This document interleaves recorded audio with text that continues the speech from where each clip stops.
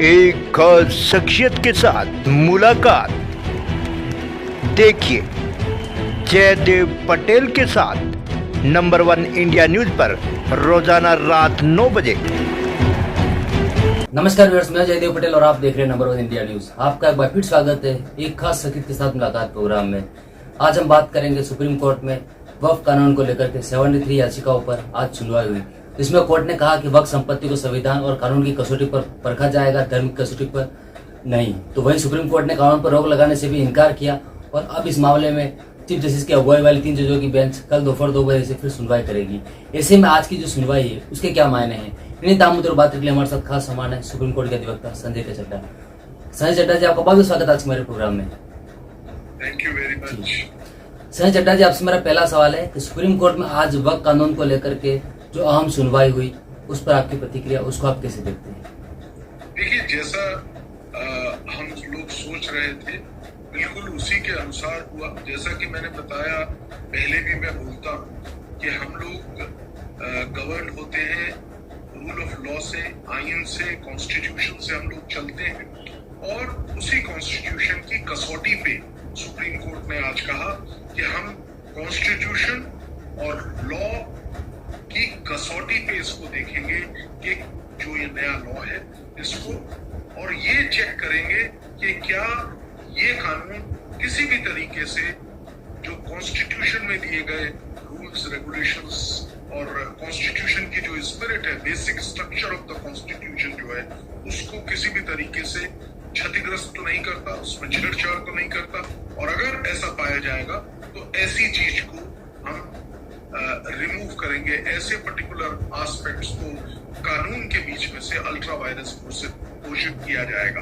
कानून के देखिए, जैसा आप जानते हैं 73 याचिकाएं टोटल हो गई हैं अभी तक, तो उन याचिकाओं पे कोर्ट ने बड़ी क्लियरिटी प्रोवाइड करते हुए ये कहा है कि हम कानून की और कॉन्स्टिट्यूशन की कसौटी पे इसको चेक करेंगे, ना कि धर्म की कसौटी के ऊपर। पहली चीज। अब यहाँ पे जो रिलेवेंट बात है आर्टिकल 14, 15, 25, 26, इनके ऊपर क्या क्या चीजें जिन पे चैलेंज किया गया है उनको लिया जाए। कई एस्पेक्ट्स पे बात हुआ आज, जो मेरा ख्याल है हम लोग कार्यक्रम के अगले हिस्से में बात करेंगे।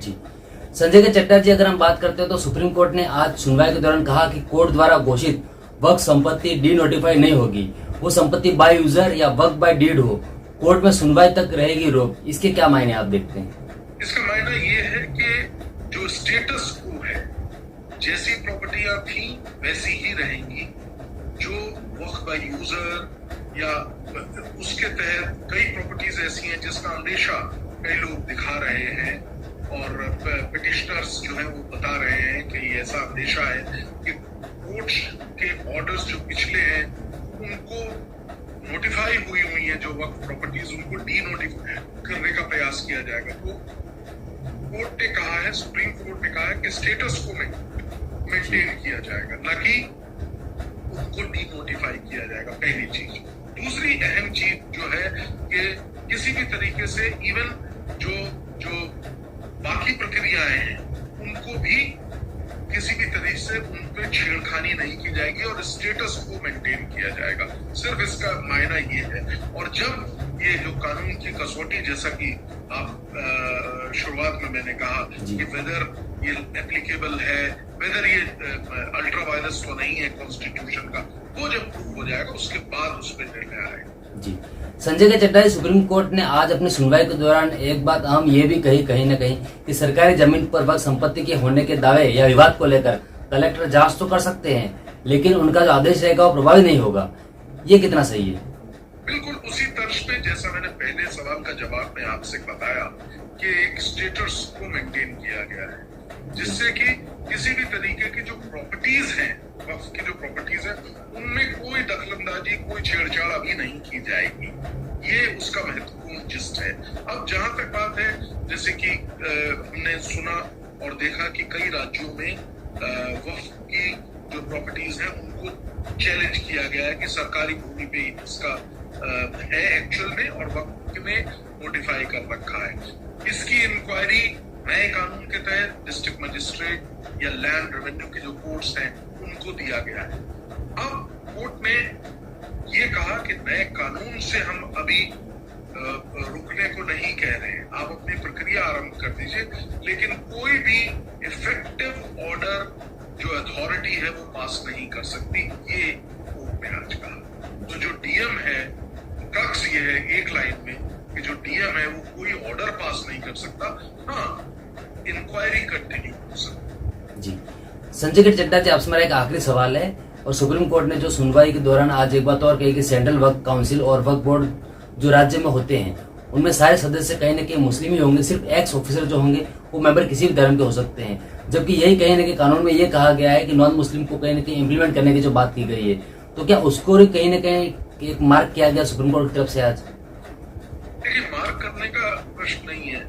एक्स ऑफिशियो जो मेंबर्स होते हैं वो दूसरी किसी पद पे होने की वजह से वो वहां पे आते हैं, जैसे आप जानते ही हैं, मेरे को उसको व्याख्यान करने की आवश्यकता नहीं है, तो वो कंटिन्यू रहेगा।